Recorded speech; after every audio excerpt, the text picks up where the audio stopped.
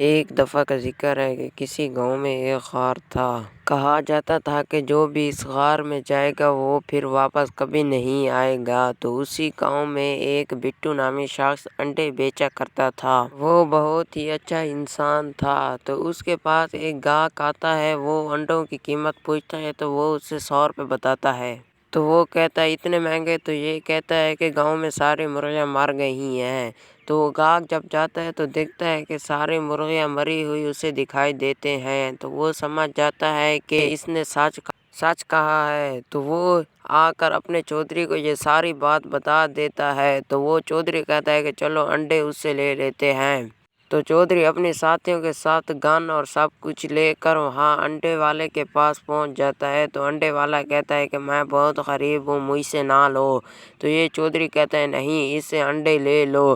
تو یہ انڈے لے کر وہاں سے چلے جاتے ہیں۔ چودھری بہت ظالم انسان ہوتا ہے، تو پیچھے وہ خودکشی کرنے کا سوچ لیتا ہے۔ تو وہ اسی ہی غار میں جاتا ہے تو اسے بہت سارے انڈے دکھائی دیتے ہیں۔ تو وہ بہت خوش ہو جاتا ہے، ان انڈوں کو دیکھنے ہی لگ جاتا ہے کیونکہ وہ بہت انڈوں کی فصل ہی ہوتی ہے۔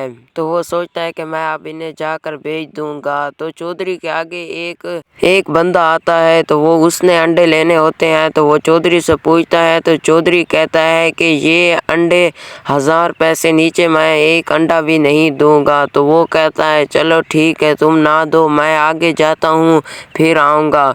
تو ادھر بٹو وہ سارے انڈے لے کر وہاں سے روانہ ہو جاتا ہے۔ تو پھر وہ چودھری اسے پھر مل جاتا ہے، تو وہ انڈوں کا پوچھتا ہے۔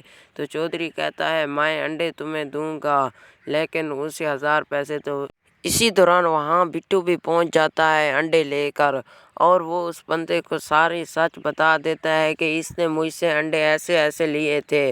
بٹو کہتا ہے کہ میں تمہیں 100 روپے میں دوں گا۔ تو وہ کہتا ہے ٹھیک۔ تو بٹو کہتا ہے کہ پولیس کو بتا کر ان سب کو جیل میں ڈال دیتے ہیں۔ تو وہ کہتا ہے ٹھیک ہے۔ تو وہ فون کرنے والے ہوتے ہیں کہ یہ چودھری ان سے معافی مانگ لیتا ہے اور کہتا ہے کہ پھر میں کبھی نہیں کروں گا۔ تو یہ سب لوگ اسے معاف کر دیتے ہیں۔